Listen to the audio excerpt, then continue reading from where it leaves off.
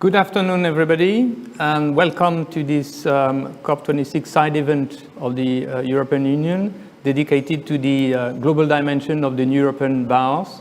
My name is Xavier Troussard. I work in the European Commission, and I lead the team which is actually developing this new initiative of the European Bauhaus. Before I give you a bit of context for this session and I introduce the speakers that have accepted to be with us this afternoon, maybe first a few elements of housekeeping. You will have the ability to interact with the speakers and raise questions through Slido.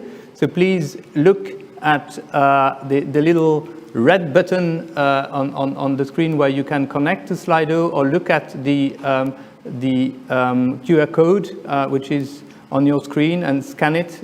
You'll be able to ask questions all over the session, and we'll take the question after the presentations of the speakers.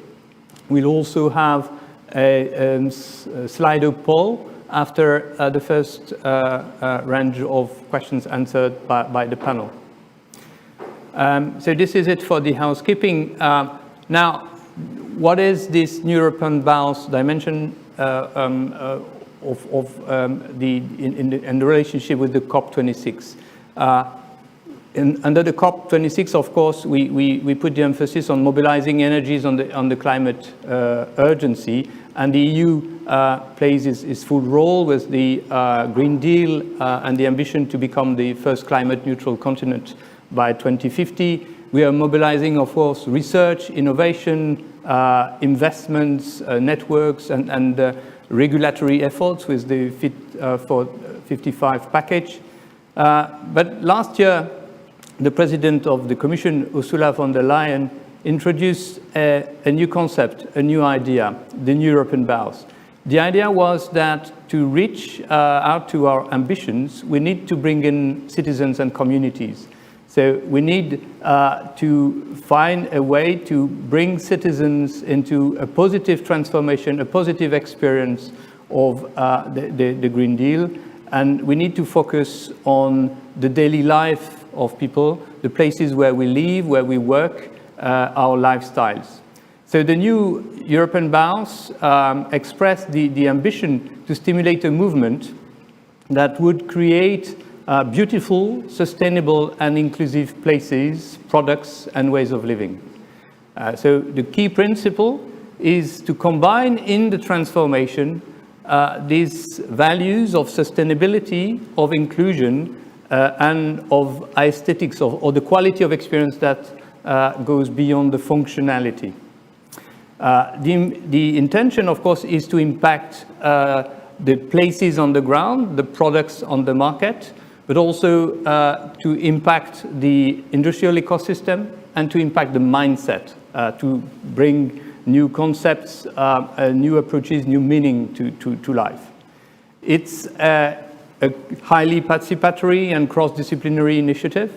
And one of the principles of the initiative, it's the fact that it has to work at multi-level and connect the global challenges that we are facing with the local level, the local context for where the transformation makes sense for people.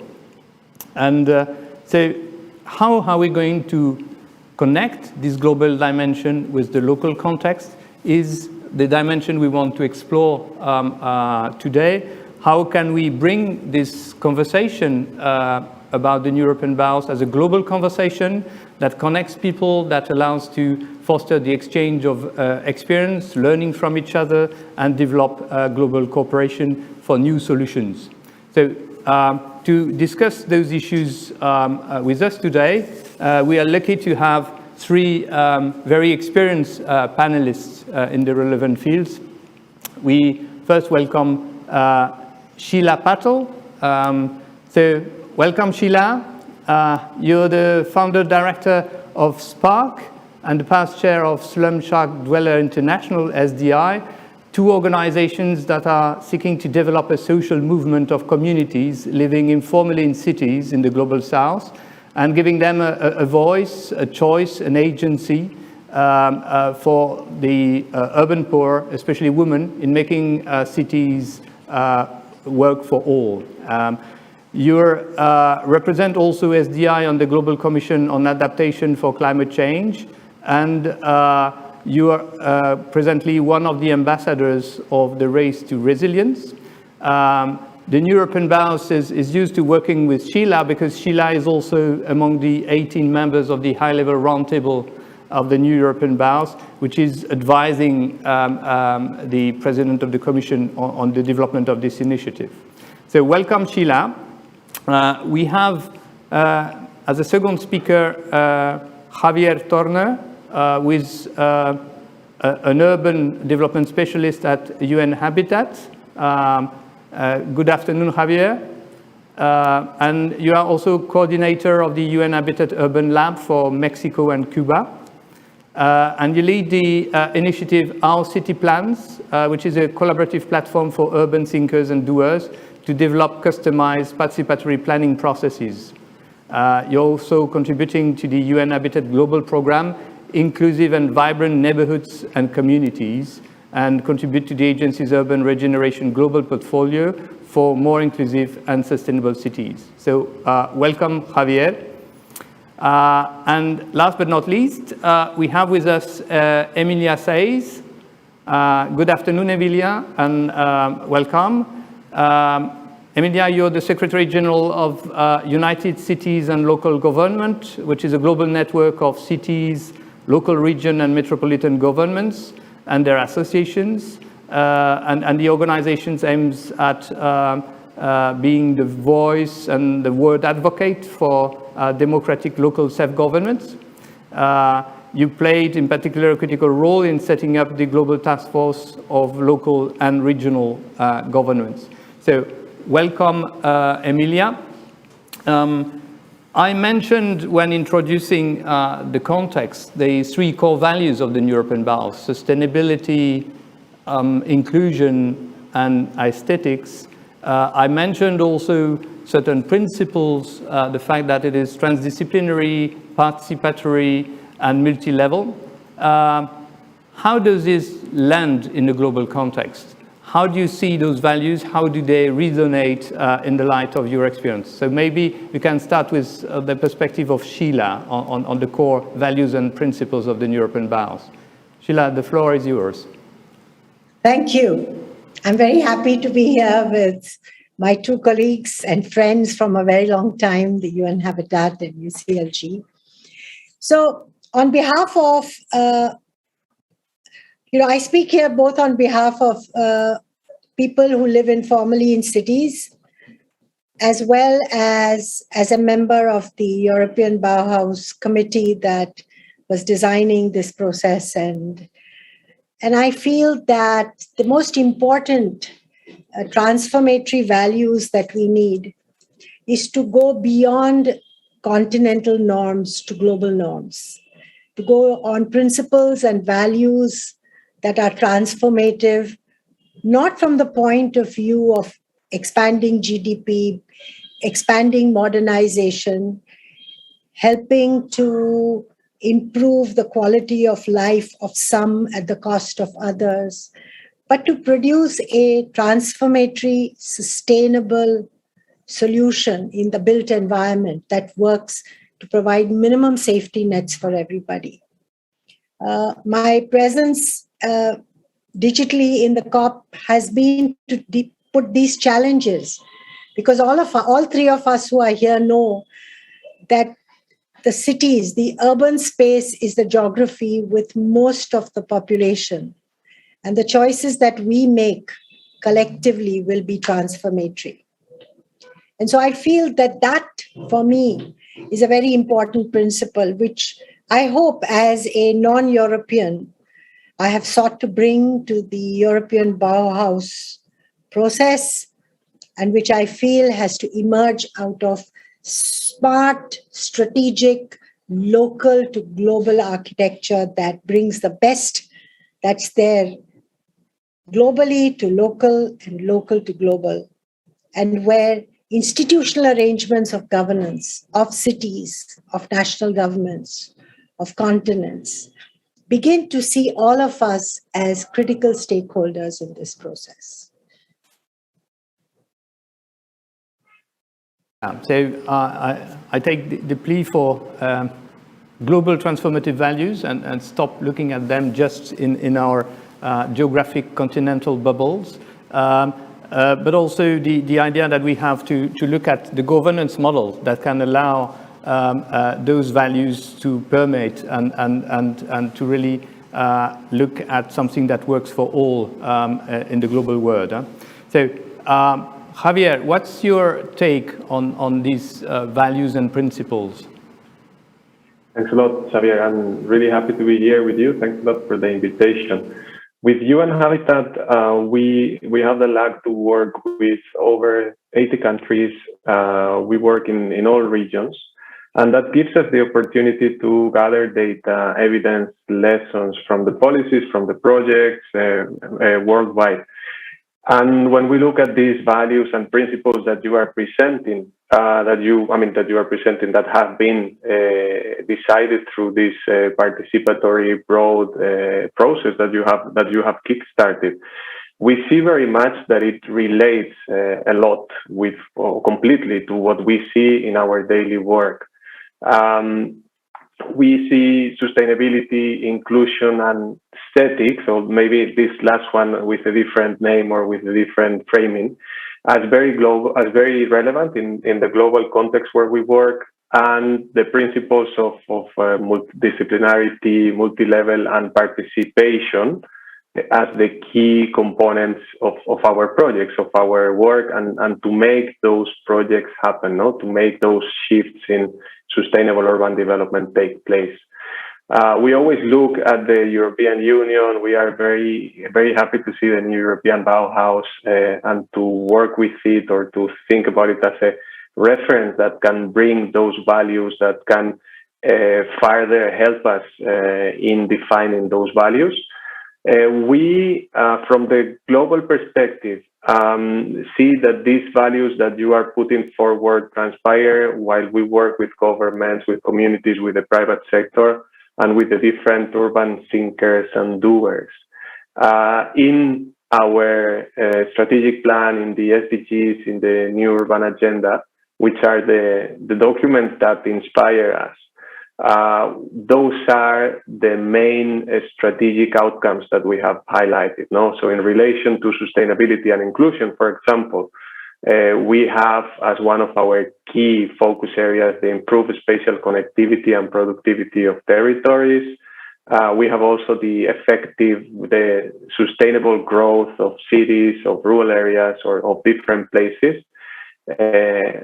Also looking at urban regeneration and planned city extension. So how those need to be done following the principles that you are presenting, the values that you are presenting.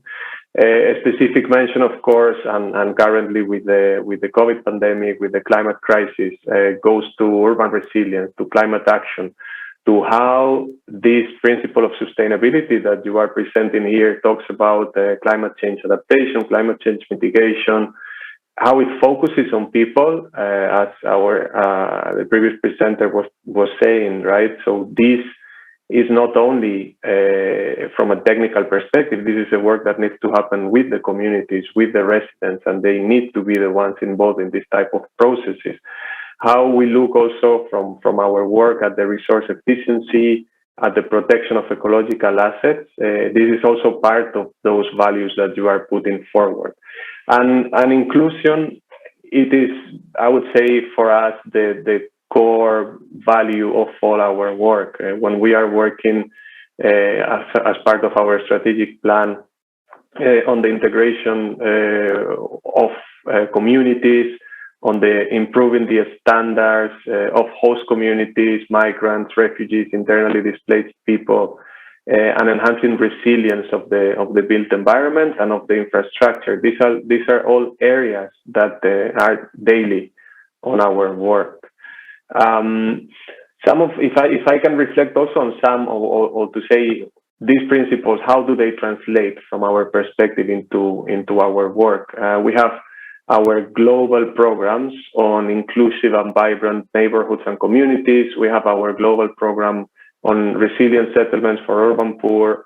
And we have our global program on inclusive cities, which is enhancing the positive impacts of urban migration. So you see all those values already presented there. In terms of aesthetics, I was saying that maybe we have a bit of a slight different framing, although, of course, I mean, I really very much, or as an agency, we support the importance of aesthetics, but we have seen it more through the lens of culture, through the lens of urban design, and through the lens of how public space, how infrastructure can be designed, participatory in that way. Specific examples that we have for that is our urban lab or our global public space program, right, where we have tried to define those principles of good urban design, of aesthetics with participation. So with that engagement that you were presenting in the beginning of your introduction, we have used tools such as the block-by-block methodology, where we use digital tools, Minecraft, to define with communities which are those values, which are those designs that they want to see and to bring to reality. And just, I know maybe not to extend too much, but on the last part, on the multidisciplinarity, multi-level, and participatory action that you have mentioned, this is key to make anything happen, right? These three parts need to be completely in the agenda. Without those components, the projects or the programs or the policies that we put forward are not only not relevant, but are most probably going to fail if we don't do it in that way.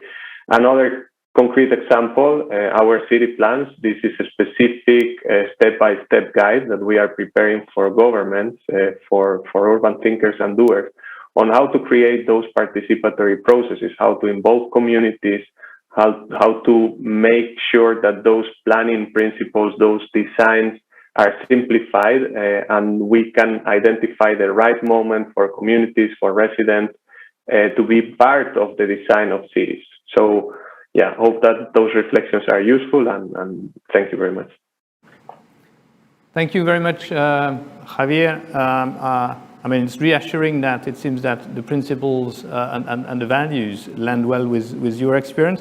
I take the interesting inflection on sustainability towards resilience, as well as your point about aesthetics and the fact that, of course, it's not about deciding what is beauty or to have an innovative approach, but to make sure that we find the participatory processes that allow to capture what is also the expectation of people in terms of what kind of look and feel they wish, but also what are the intangible qualities they want to bring in the transformation of places or products that are part of their daily lives. Emilia, what's your take on those values and principles of the European Bauhaus and their ability to be the basis for a kind of global conversation?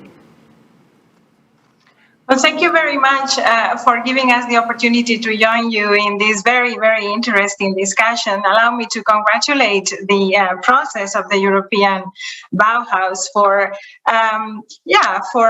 daring to put forward some issues. I would like to start by acknowledging that in 1913, the first Congress that gathered cities globally, and the founding Congress of our organization over 100 years ago, came together under the theme, the art of building cities and organizing community life.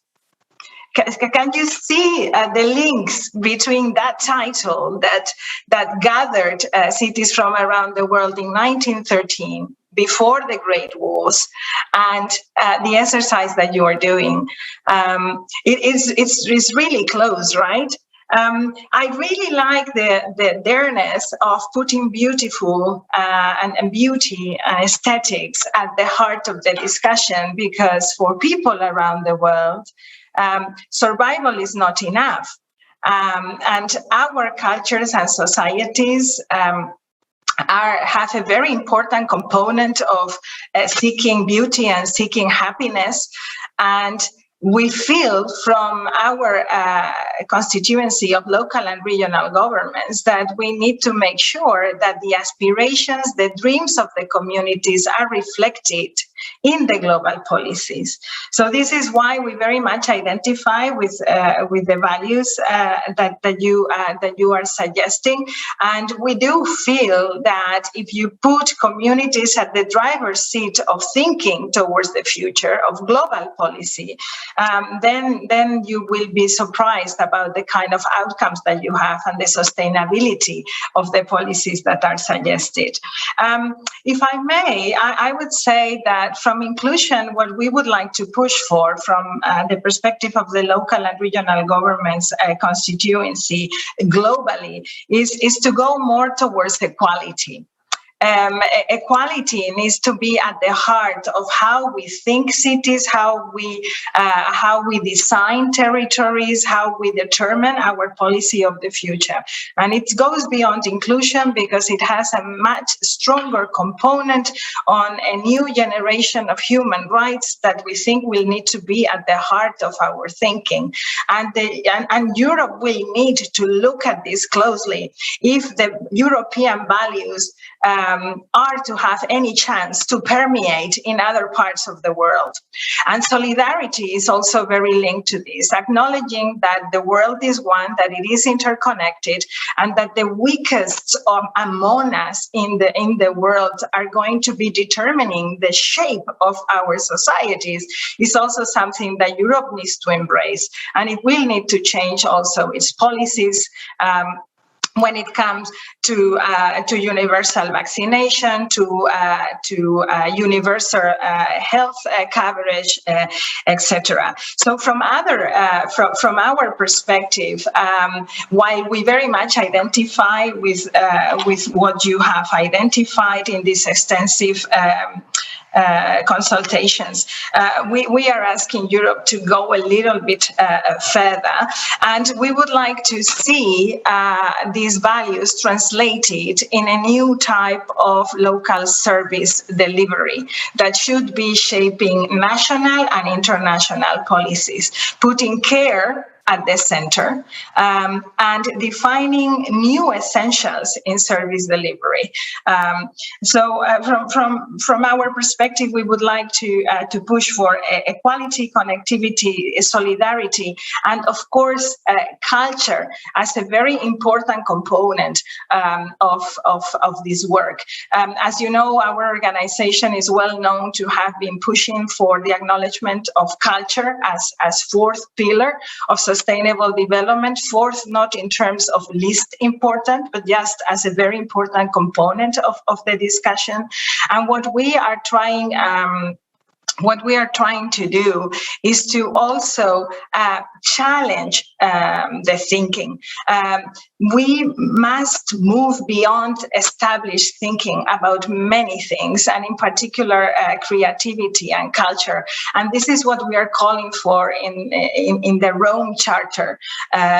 On cultural rights that we are promoting, because the only way that we are going to rethink democracy, and here is the point that also Sheila was making about rethinking governance, is through embracing new ways to process what is happening to us, and culture plays a very important role in this. It is transforming experience into meaning as we understand it, and it will be very critical to shape the local service provision of the future. And in this, of course, a different type of relation between spheres of government will be very critical, but also creating a different notion of citizenship. When you have a world that is so interconnected, where our delivery systems, and we are seeing it now, because of the crisis, the difficulties in our delivery chain, how interconnected we are. We need to consider citizens of the world somehow, and we will need to change our policies also concerning human mobility. I miss this a little bit in the thinking of the new European Bauhaus. And if you look at the world, including the global south, we cannot just be thinking about design and urban sustainability and this kind of discussion, however important building blocks they are for this. But happy to talk further on this. I hope this would be enough for my first round of reflections. Thank you. Thank you very much, Emilia. Indeed, new inflections that you bring to the fore in relation to, in particular, the inclusion dimension, going beyond inclusion with equality and solidarity, may be part of the transformative values that also Sheila was mentioning, and your emphasis also on governance and cultural rights and citizenship and what it implies, including in terms of global mobility. So a very rich conversation already. It's time perhaps to go to see what our audience is interested in. So we have a poll survey that will appear on your screen. So what's, in your view, is the most important thing the new European Bauhaus should focus on to engage at the global level? So if we want to have this global dimension, what do you see as being important elements we should focus on? So it's a bit the view of the audience after the view of the speakers about what are the key. So we see here an echo to what Sheila was saying. Don't think in continent silos, so to get out of our usual boxes and silos and think in global terms. Yeah, so that's very important, the notion of not exporting, but having an exchange. And that's the philosophy of the first conversation we have on this global dimension today, is that we are conscious, and you see that already the exchange with the speakers is illustrating this, that the values have to be debated on a global scale, and some of them have to be reframed, extended, so that they become the basis of real conversation. Care for people and the planet, I think that's at the core of the initiative, but we have to make sure that this is also a global perspective that we take into that. Cultural rights, I think Emilia developed on this. Strong connection with communities, indeed, and that's also an issue of governance and connecting the various levels of governance. Yeah, so that's a very important element. That is no silver bullet, and the fact that the context is key. So we may have, of course, shared challenges globally, but we have to make sure that the solutions we find stick to the real needs of the people and the context. Mutual learning, I think that's a good path. Multi-sectoral approach, the cross-disciplinary dimension, and involve everybody in this art that was mentioned by Emilia. Involve the local people. Yeah, so also focus on the poorest people and look at the different needs, the different groups, both in Europe and at global level. And so again, the issue of participation and integration of governance at different levels. So I think there's a lot of similarities between what comes from the audience and what already came from the various interventions. So I think we can go on with our conversations with the speaker.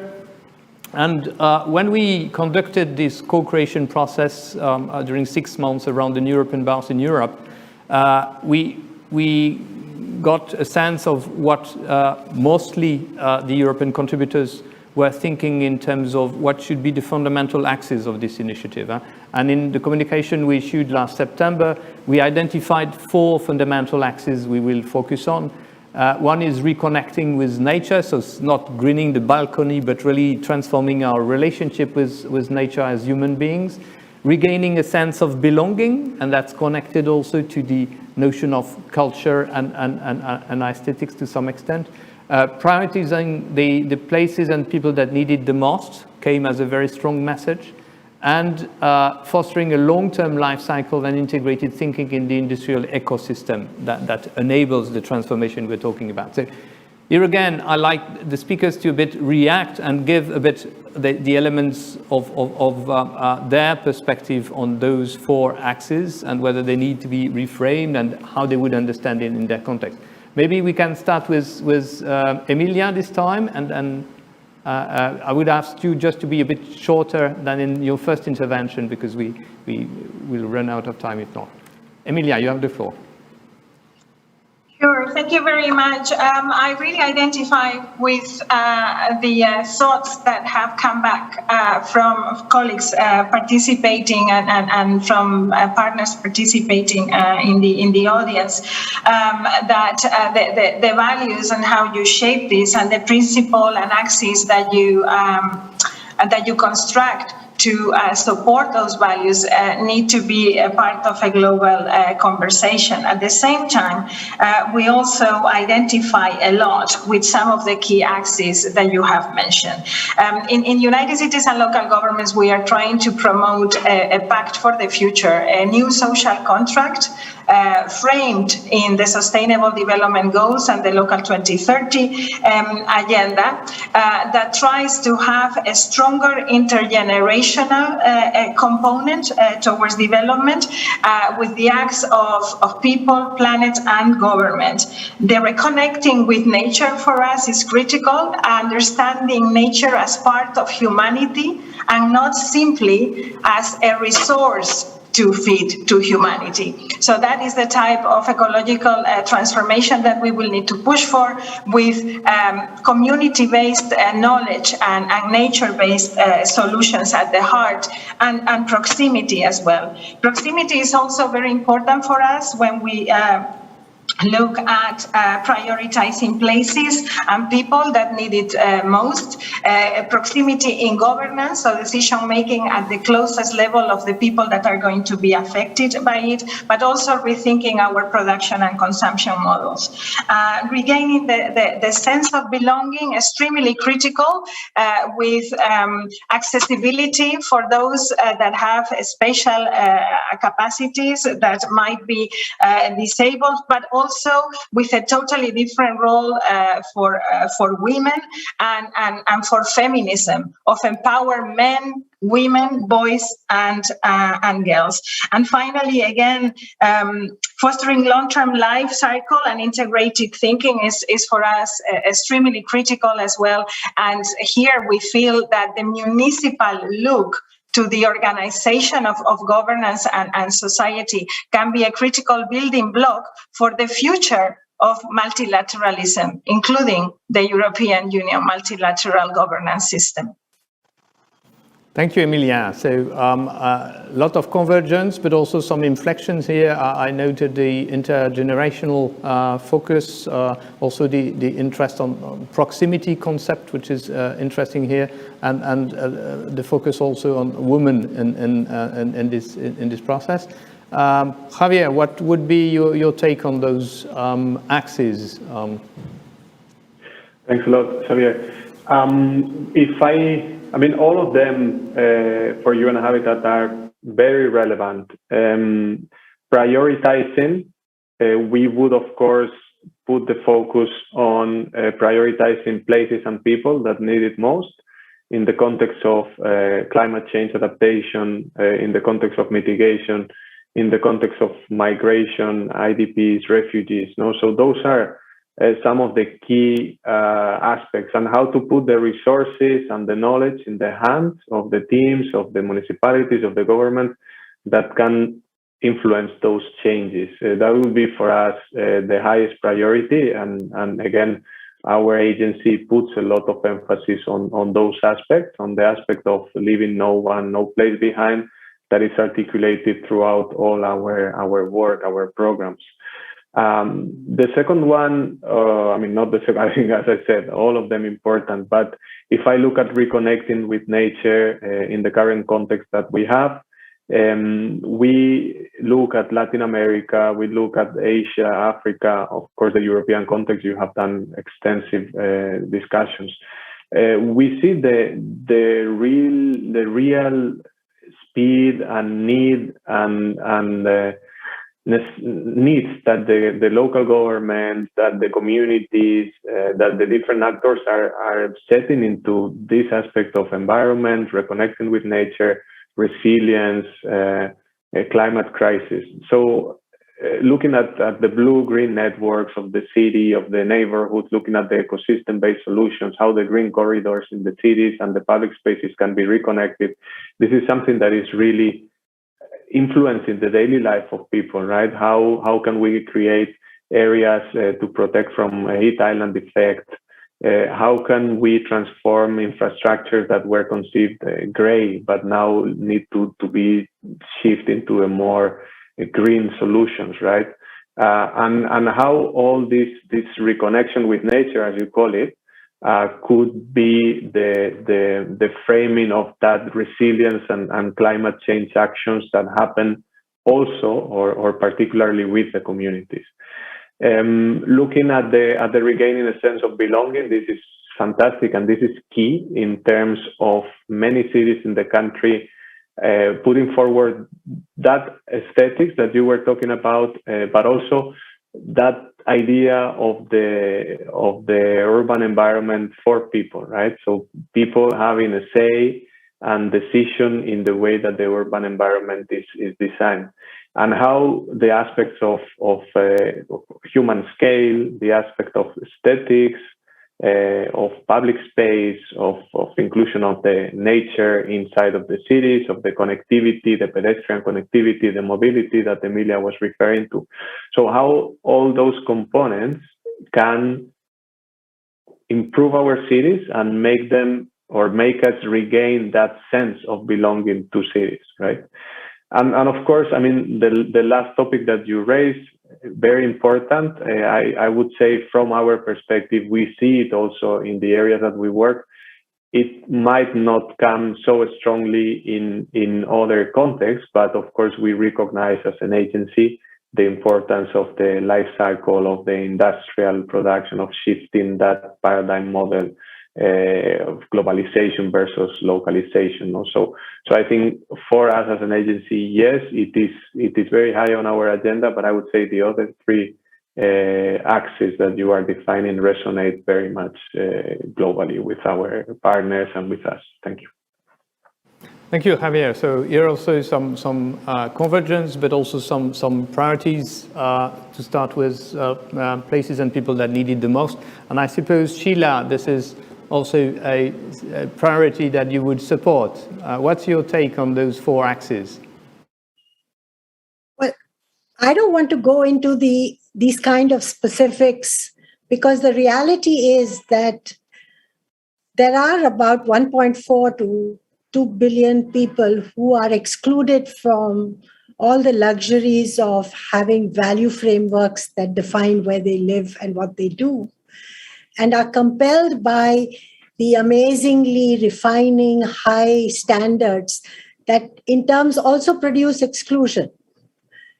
There is no research, there is no design work that helps all these households to transform their lives.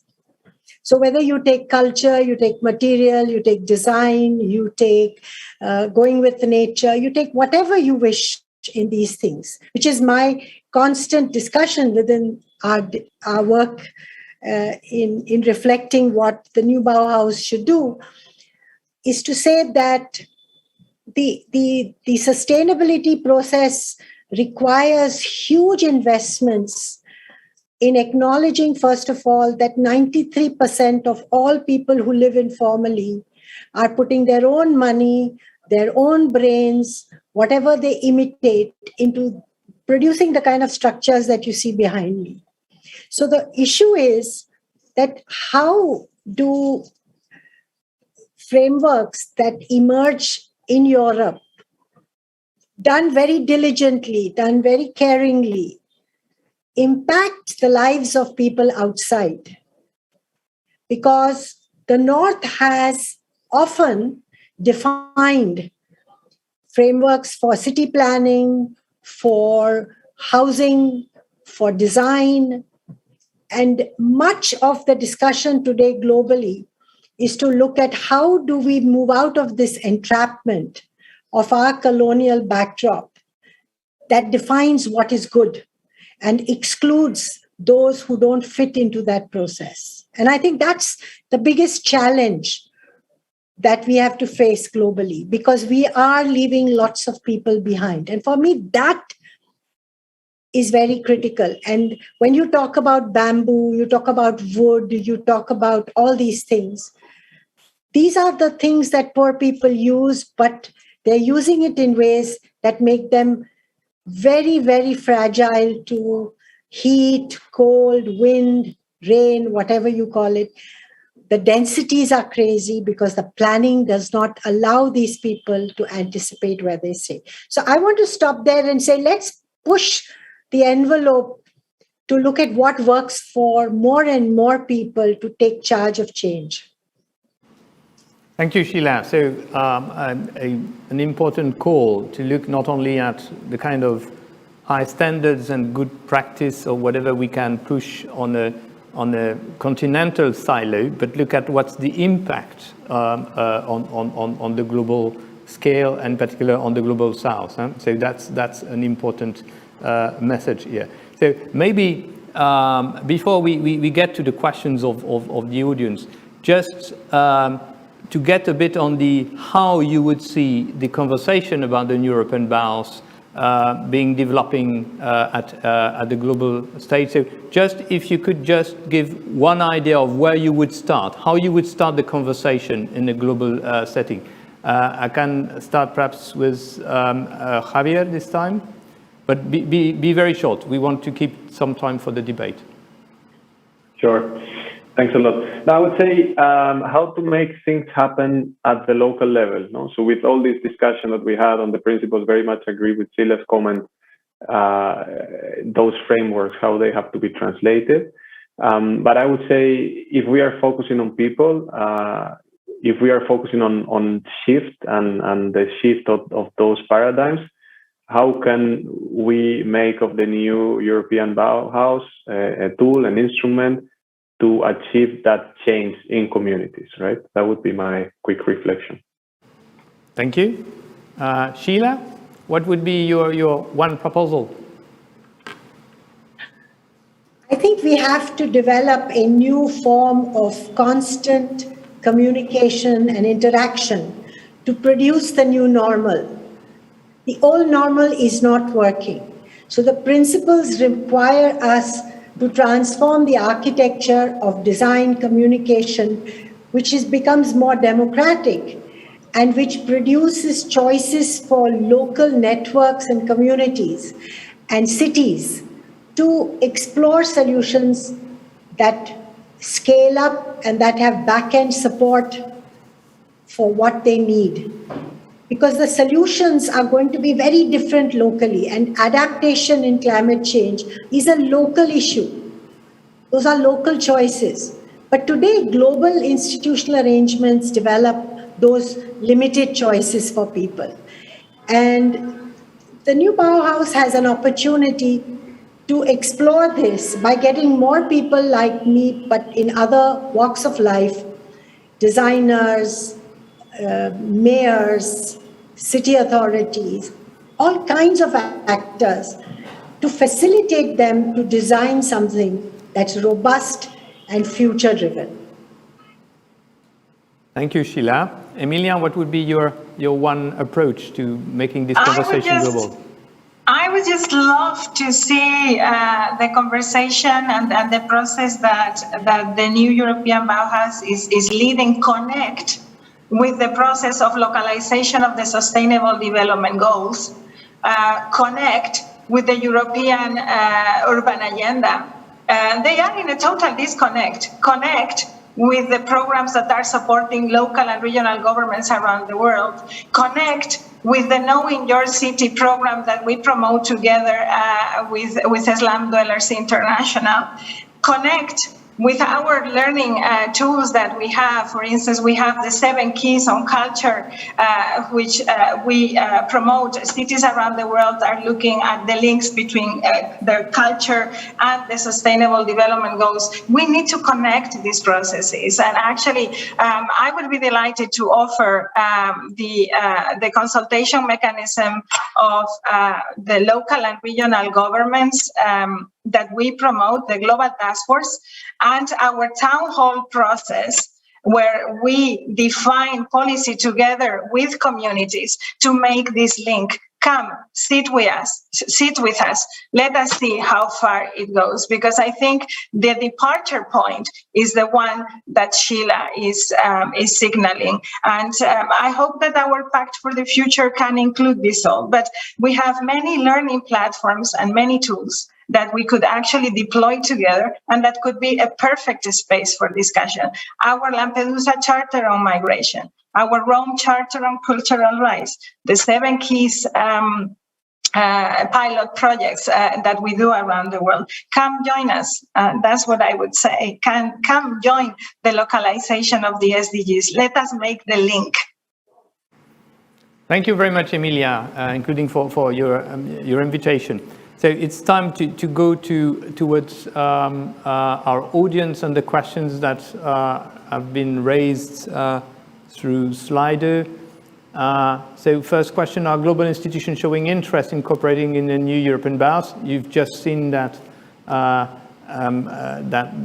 there's some organizations that are interested. There are some various UN agencies that are also interested, but we can ask perhaps Javier to take this question and explain how you would see the interests of organizations to work with such a concept and initiative. Thanks a lot. For us, it's key. As I said, we very much look in our work at all unions, all regions, and Europe is always a very important reference for us. The work that we are doing, or what we are ready to do, is to facilitate that interaction, that engagement through our offices, through our partners, to look at those values and principles, but also to look as it was also raised, at those priorities that can be derived and how those priorities can have a real impact in the challenges that we are, or that are being experienced in other regions, in other parts, which are similar in some cases, but of course have many particularities. No, and of course there are some real urgent challenges that we see very much more strongly in other places, not inside of Europe. So yes, we are very much interested as UN Habitat to participate in this process, to think through, to offer our expertise with communities, with governments, to work on this from the policy perspective, but also from the, as I was saying, a specific implementation and execution perspective. No, how we can make it happen and how we can learn all together from those, seeing how to adjust those learnings and how to translate those learnings in the different contexts that are very different for us globally, but also in Europe, you see all those different backgrounds, no, and that are very much differ from one region, from one context, from one climate to another. Thanks. Thanks, Javier. We have many questions, so let's try to be short in the answers. If those beautiful, sustainable and inclusive look the same across continent, I think that's a bit what we have tried to explore in this conversation. And you've seen, for example, that there were some elements of reframing about what means beautiful, what means sustainable. And so there were some inflections, and that's what we want to explore under this global dimension. Next question. What are the challenges when involving citizens in moving towards sustainable practices, and how can we overcome these? So I don't know who wants to take that one. Emilia, perhaps? The challenges are, and I really like what Javier is saying about learning and about how we need to create capacity and how realities differ. But it is surprising sometimes how very different realities and different contexts find similar solution. There is always a baseline that is very similar. Everybody wants to be happy. Everybody wants to be safe. Everybody wants to be clean, everybody wants to be warm, so that is the basis for me. But the challenge is, and that is something that I wanted to highlight, we need to ensure that people feel they have back the power, that what they do means something in their future. And unless you organize that at a proximity level, you are creating the feeling that I don't need to recycle because it will not change anything. The sea is full of plastic anyway. I will not go to the meeting of the neighborhood because, politicians, I don't trust them. So we need to ensure that this is part and parcel of transformation, that people feel they are co-creating.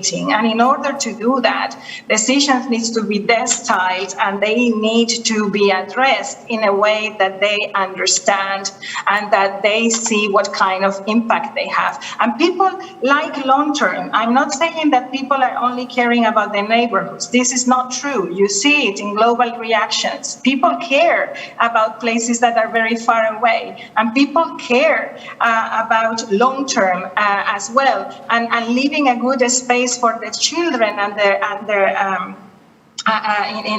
their grandchildren in the future. So we need to reconstruct democracy, basically. And we think that proximity will be critical to that.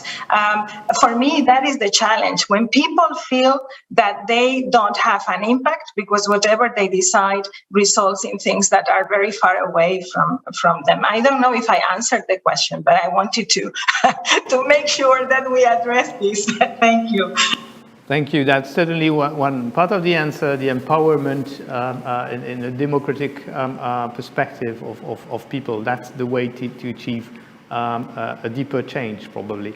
Then well done, EU mostly, thanks.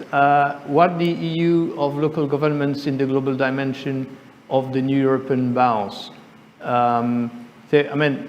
We are currently precisely trying to understand what might be useful in terms of the global dimension of the European Bauhaus. And we heard Javier, but also all the speakers insisting on the fact that one of the challenges is to involve the local actors and bring the local context into the fore. So that's certainly an important role. How to materialize this, how to give it a space is something we will continue to reflect on.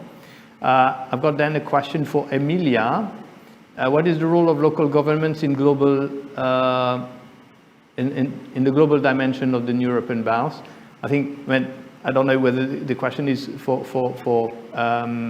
Emilia, because the question is for perhaps Emilia, how she would see the link between the local governments and the European Bauhaus, and what could be the collaboration model that would allow local governments to actually participate in such an initiative. Emilia, you want to say a word on this?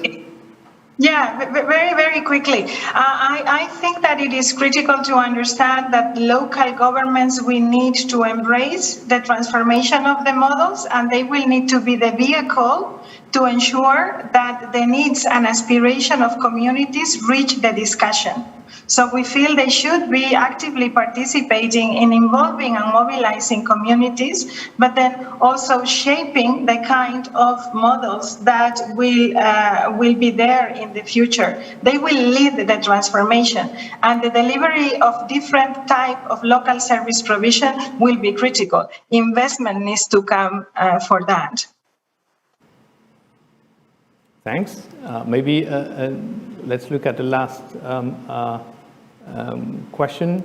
So before I take the question of the milestones, maybe I'd like to just take the perspective of Sheila on, I mean, she mentioned the fact that the new European Bauhaus should empower new kind of actors like herself, new activists, new designers to come to the fore and to propose some robust processes to drive the transformation.